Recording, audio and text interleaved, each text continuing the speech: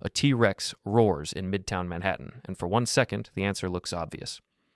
Traffic freezes. A glowing number 1 marker tries to lock in, then glitches. Down by a subway entrance, one enormous sauropod footprint cracks the pavement. A crosswalk countdown hits 0. Nobody moves. So which dinosaur would actually cause the most chaos in a modern city? This is not a strongest dinosaur ranking. This is a top 5 urban stress test. The Urban Chaos Scorecard watches panic, mobility disruption, containment difficulty, infrastructure stress, and cascading shutdown. No fake numbers, just city consequences. Number 5, a large raptor-type dinosaur, closer to Utah raptor than the movie Velociraptor. This is local pursuit. People duck under scaffolding and into storefronts. Delivery bikes scatter from bike lanes.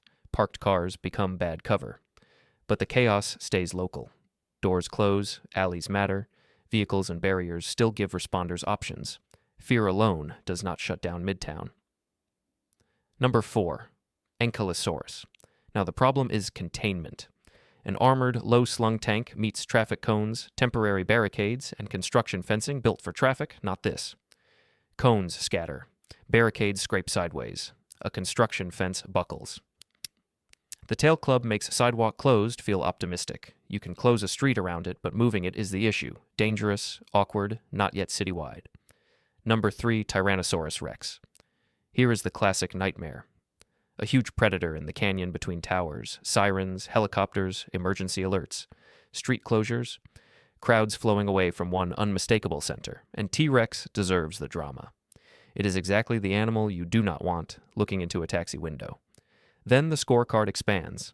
Fear maxes out, but the Midtown map lights up with cameras, alerts, closed streets, emergency routes, and a perimeter around one visible threat. The number 1 marker still refuses to lock. A visible monster gives the city something to point at. Track it.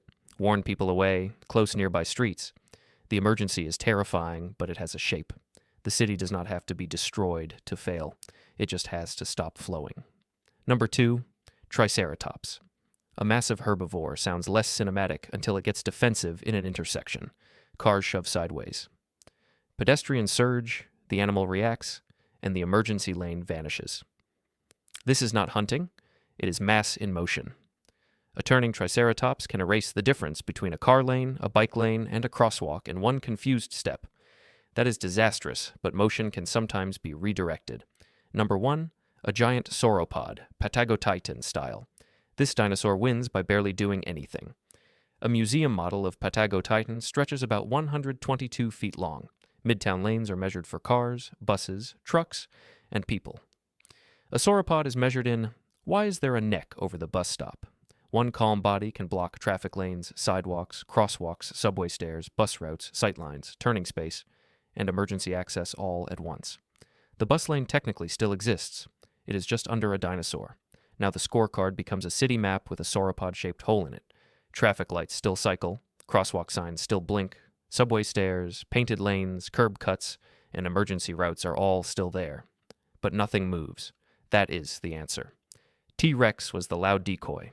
Terrifying, visible, obvious. The footprint was the clue. The worst city dinosaur is not the scariest one. It is the one the city cannot make room for, and if you want more weird tests of modern life against impossible animals, subscribe before the sauropod finds the tunnel entrance.